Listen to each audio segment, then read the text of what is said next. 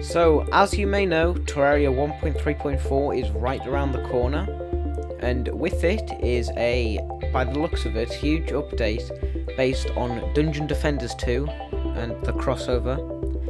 Now, if you haven't seen any spoilers or any coverage of it, then I definitely recommend checking out Chippy Gaming's channel.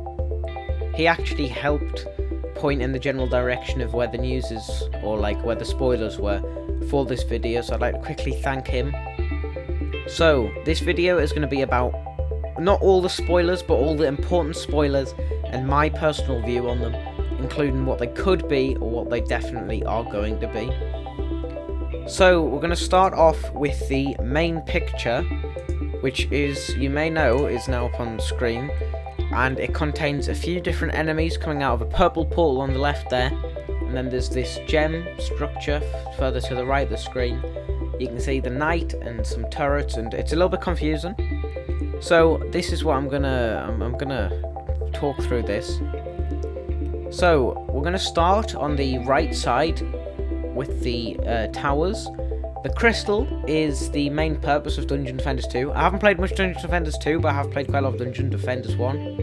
And the whole objective of the game is to defend the crystal from the enemies. And obviously this is what it's going to be. So that's the crystal. Now to the right of it is a crossbow. It's a ballista, I believe. And it is the Squire's turret in the game. And I've got a picture up on screen now of what it is according to the wiki. That's the icon for it. And then to the left of that is the Apprentice's Flame Burst Tower, I think it's called. And there's the picture from the wiki for that as well. And that, as you can see, shoots out a flame projectile, travelling there to hit the enemies. Now moving further left from that, you've got the player, who is the Squire by the looks of things. There's a picture of the Squire up now. He's wearing armour, and I believe he doesn't have like pants on, or at least he didn't. He doesn't have a chest plate on, sorry, because in the original Dungeon Defenders he didn't have trousers on, so that's an ongoing joke. Also, it looks like he's sending out a beam, like a beam towards the ogre's general direction, and according to the wiki here, it says this is a sword beam ability. The Squire unleashes a piercing beam that deals magical damage, deals less damage to each enemy after the first. So this is what it is in Dungeon Defenders 2, and I can't guarantee that will carry over. However, that gives us a general idea of what it could be like. Also, I couldn't find anything on the wiki for the sword he is using there. There are only 4 swords documented on the Dungeon Defenders 2 wiki.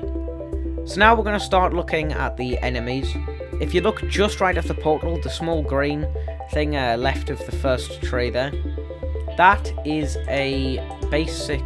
where is it? That's a basic goblin. Now, in Dungeon Defenders 2, the goblin is the most common enemy, and they are on every level.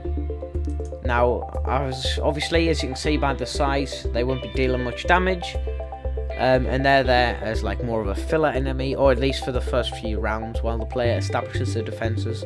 Again, this is presuming it plays like Dungeon Defenders 2. Now, just right of that slightly fatter green thing is a javelin thrower, which I've got a picture up now of. Now, javelin throwers are described as a ranged ground enemy, and the first defense hit by these javelins will extend the match range. That's lots of stuff to do with Dungeon Defenders 2. So, as you can see, they will be throwing javelins at the defences and the players from a little bit further out, make them harder to hit, but still a low-level threat. Now, going up just above the javelin throwers, you will see flying kobolds, they're called. These are, by the looks of it, mini dragons, or dragon-type things with dynamite strapped to them. And as the GIF shows right now, they fly straight towards the player and explode, or straight towards the player's defences or crystals and explode, and you have to stop them before they actually get there. And then also, there's the ogre there, the big blue guy with the massive club. He has been seen in both this picture and the trailer where he knocks a dryad into the portal. And then there's also this GIF here of him using his special attack where he seems to spit a globule of saliva out at the player, and he kills him in 2 swoops. Now, this purple dragon above the second goblin, I did not find what it was. I searched the entire wiki and I couldn't find anything, and the same goes for the creature on the far right. The very far right, there's like a purple pink rock type creature, and I couldn't find anything on the wiki about that.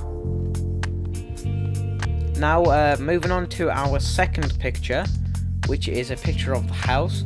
I believe this is supposed to represent the tavern. Again, I haven't played much of Dungeons Defenders 2, I've only played Dungeons Defenders 1 a lot. And as you can see, in the bottom left is supposed to be the tavern keeper, I believe. And in reality, that's where you used to buy stuff, if I can remember. So he'll probably be used to buy, like, maybe the towers, set up missions or stuff like that. Now then, on the table on the top floor, you can see around it are the 4 main classes of Dungeon Defenders. There is, from left to right, the Monk, the Apprentice, the Squire, and the Ranger, Huntress, can't remember what it's called. They seem to be around a table, which looks like a mini plan of a world, like a small kind of strategy table, what they'd use in a war. Now, just right of them, past the first beam, is a little golden statue type thing. Now, that in Dungeon Defenders 1 was used to sell stuff and bank items and money. I don't know if it's the same in Dungeon Defenders 2, but that could have something to do with that. And you can also initiate quests with that, and this might be its use in this one. And then finally we have the gif of this enemy running towards the wizard.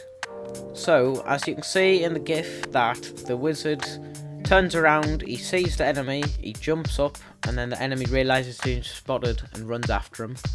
Now, according to the wiki, that enemy is a regular kobold, so obviously we'll have the flying kobolds, and these are the regular kobolds. And just like the flying ones, they run towards player and they blow up, they just don't fly. So they will also target players and defences and crystals.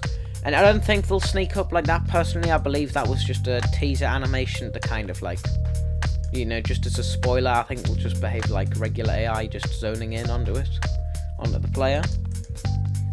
So that's all of my coverage and my thoughts on the Terraria side content. If you want, I will do a video based on the actual Dungeon Defenders 2 side of it. I mean, I've already seen the 3D Eye of Cthulhu, and I think that looks great. But also, you know, some of the other stuff, the Dryad and her abilities. So if you want that, just leave a comment. If not, then I'll do more Terraria coverage. Once again, thank you for Chippy Gaming for putting me in the general direction of all of these spoilers and news. He was quite a big help, he probably doesn't even realise it. So yeah, thank you very much for watching, and I will see you in the next video.